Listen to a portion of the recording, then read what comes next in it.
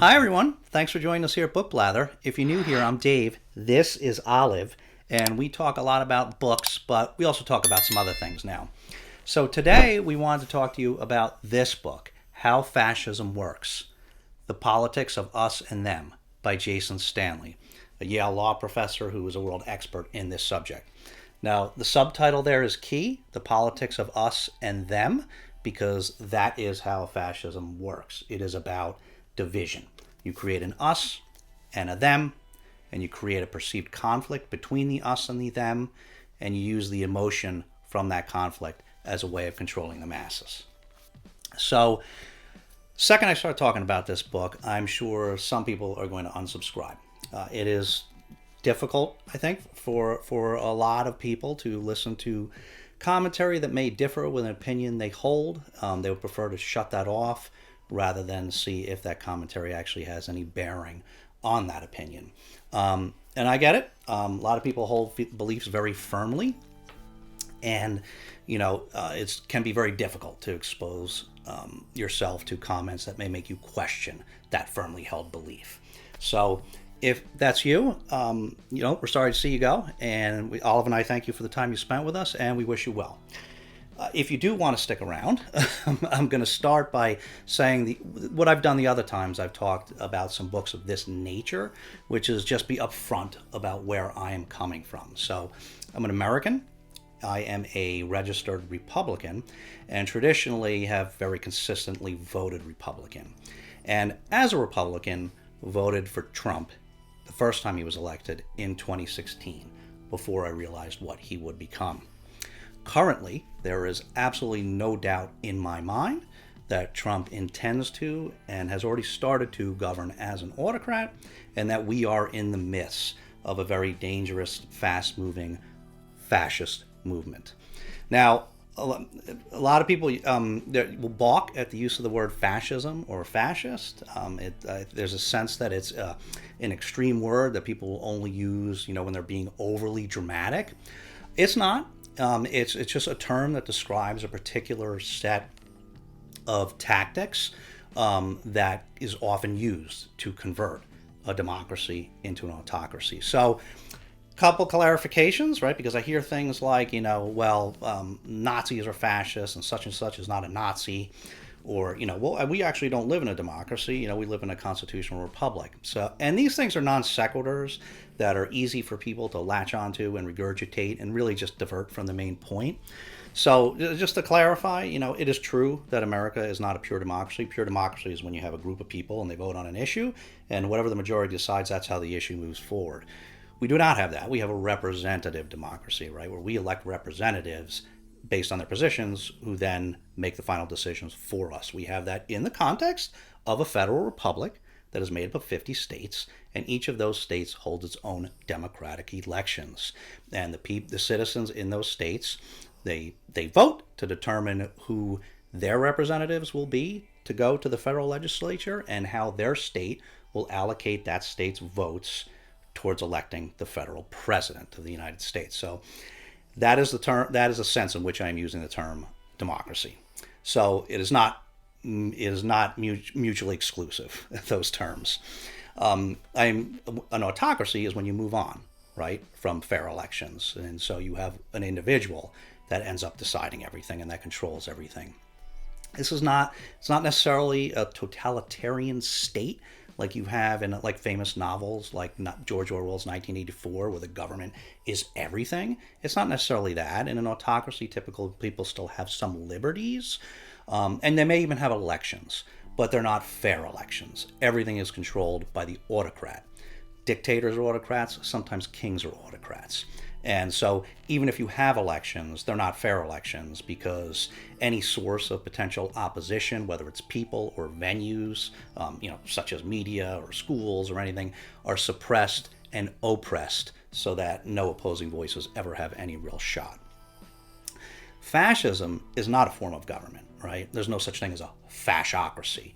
Fascism is a specific set of political strategies and tactics that are often employed to convert a democracy into an autocracy. So this book explains how that happens, right? So this book was written in 2018, so it's not describing specific things that are happening right now in the U.S., but it talks about what typically happens in a fascist movement, and those things correlate very closely to everything that's happening in the U.S. today. So I hope you read this book. It's short, and it's written very clearly, and he explains things much better than anything that I'm going to explain.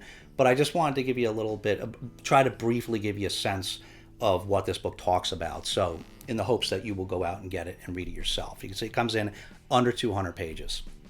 So basically, this book walks you through very clearly the basic steps, the basic strategies that are applied in a fascist movement in a way that all of us can understand. And so what it explains, again, is first and foremost, the first thing is to cause division. So division is not an incidental product of a fascist movement. It is the primary objective of a fascist movement. So if you have a wannabe autocrat can't just, show up and seize control of an entire populace. So what you do is you divide them, right? You create an us, usually a majority group, and a them, which is a minority or marginalized group or groups, right? And you manufacture a conflict between them to create emotion, and you weaponize the emotion that is engendered by that conflict. So, how do you go about doing that, right? So step one is you create this ultra-nationalist movement, and the book talks about this some, and that this is a theme that is common to every fascist movement. You create this ultra-nationalist fervor where everything is about the nation, right? Everything is about protecting the nation from outside threats. And, so how do you, basically today we have, Make America Great Again, just like probably the most famous dictator of all time used to say things like return Germany to greatness or make Germany great again, right? This ultra-national hysteria you create. And so what are the ways in which you do this? I mean, one of the first things you do is you create a mythic past, right? A time when the country was great and perfect, even though you never actually point to when that was. That's because, of course, it doesn't exist, right? There was no such time where everything was perfect. We ourselves in the U.S., we're still relatively young at 250 years, and we have grown and evolved a lot in that 250 years. We've been through slavery, a civil war, women's suffrage, equal rights, and over all that time we have continued to get better and continue to improve in ensuring equality and way of life for everyone. So, and you create that mythic past and this myth of a lost time of a great nation so that you can then blame others for the loss of that great nation and those perfect times. I'll get to that in a second. So some of these tools, right, that you start implementing right away is propaganda, right? Language, speeches, slogans, particularly slogans and names, things that are, again, easy for people to latch on and regurgitate without a lot of thought. And so, when you're first, you're an autocrat on the scene, first trying to come into government, first it's the government generally is corrupt, right? And so you use, this is the whole theme is to mask your corrupt activities as you're seizing power under the guise of combating corruption. So it, when it's the government generally, you say the government is corrupt, and with slogans like "drain the swamp." When you get to the point where you actually have political rivals, you call those political rivals criminals, and you give them names like Crooked Hillary or Crooked Joe, and you peddle slogans like "lock her up." When you get to the actual elections that you need to be elected into power, right, you question the integrity of the elections, and you call the elections corrupt and lots of fraud happens in them and that they're stolen and things like that, so that public confidence in the elections that don't go your way is undermined. Okay? The next thing you do is you engage in this campaign of anti-intellectualism, right? You try to attack anything that has any source of intelligent reason argument, right? So you go after universities, professors, experts, right? You attack all of them. And you don't attack them on substance, right? You will attack individual experts and scholars by trying to instead vilify them, not argue with them. You try to personally vilify them, right? You call them wackos, leftists, having some other nefarious motive to try to undermine those individuals' integrity. And then you also will, go after universities, which is what we're seeing now. There are a lot of executive orders being issued by this president, most of which a lot of people don't even see. But some of those right now that have been coming down are specifically targeting, prestigious, powerful universities, specifically trying to make their lives difficult so that they will bend, and that in an attempt to try to replace their leadership and monitor their curriculums. And so the point of all this, right, is to basically undermine the public's faith in all of these sources of rational intellectual argument. Now, once you've delegitimized these sources of intellectual reason, you're able to productively create these unrealities, right? These worlds of alternate facts, right? You peddle conspiracies, you deny established facts over and over and over again, and you just lie incessantly. And some of this can be even crazy, right? So some of these things, like Pizzagate, I don't even know if I can say that on YouTube, but scandalous thing implicating Democratic congressmen, or the famous, with respect to immigrants, that they're taking your pets to eat them. This famous, they're eating the cats, they're eating the dogs. If you've ever seen any of those memes. So some of these things can be so crazy. The objective is not even necessarily to get people to believe them, although some people do. But the real objective is to just create this culture of untruths, where there's just so many things getting thrown around, so many lies, so many, contrary sets of facts, that it gets to this point where nobody knows what to believe anymore. So they don't believe anything. People don't know what to believe, so they start to fall back on emotion-driven responses instead of rational, reasoned arguments. So all of this then, right, it creates this environment which enables you to successfully do things that people would normally find unacceptable, in particular terms of othering groups of people, right? People to blame for the loss of this greatness that the country allegedly once had. And you start using language like they're poisoning the blood of our country, right? So a common way to do this is with victimhood, right? You start making the powerful group feel as though they're victims. In this particular case, the first way in which that's happening is with immigrants. It was supposed to start as the most violent criminal immigrants. It quickly became any immigrants. There are attempts now to strip birthright citizenship. So just the fact that you were born in this country doesn't mean you're a citizen and thereby an immigrant. And this is going to continue to expand, right? And so then you blame this group of people for any lack of prosperity that the powerful group supposedly would have had in this mythical past of greatness without immigrants. This same sort of victimhood is also being used, to take progress in equality for minorities and really just flip that on its head into a sense of oppression, as a way that the powerful group has been victimized. And this is being used now in many different types of attempts, executive orders and otherwise, to try to snuff out all traces of DEI, both in the government and in private institutions. There are other ways, that we did.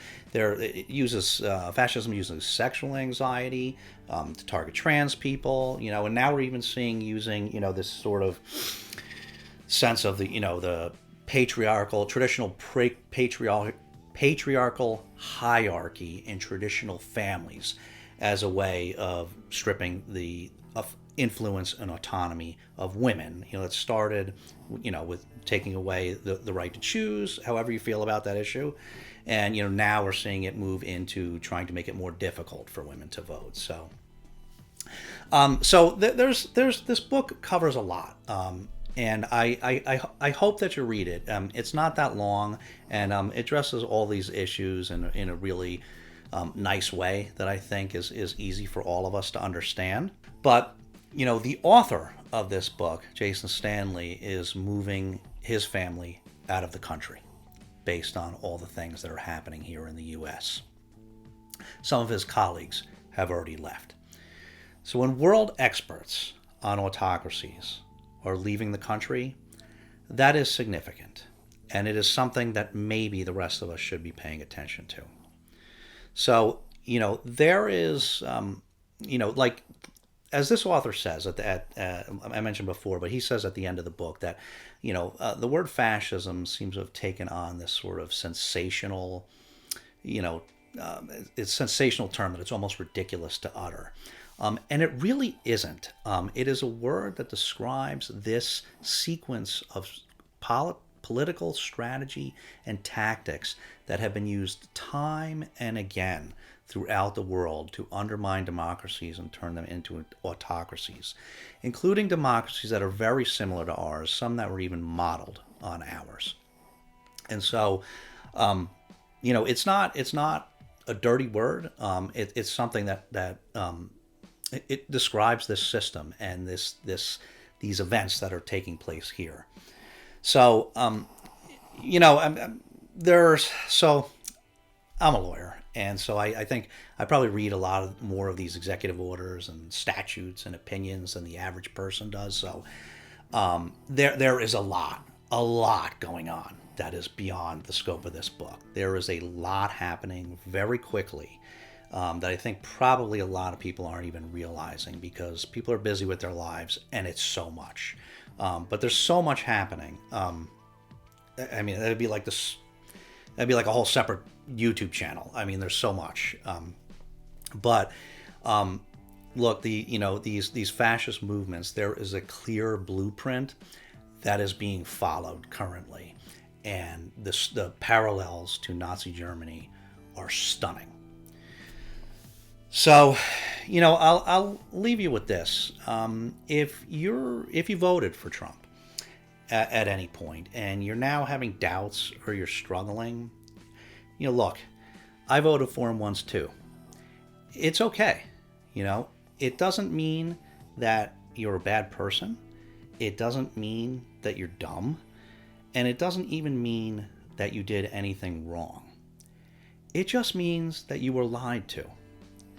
And your only responsibility now is to try to come to terms with what is actually happening, this very dangerous movement that's going in our country, and add your voice to everybody else that's trying to stop this thing.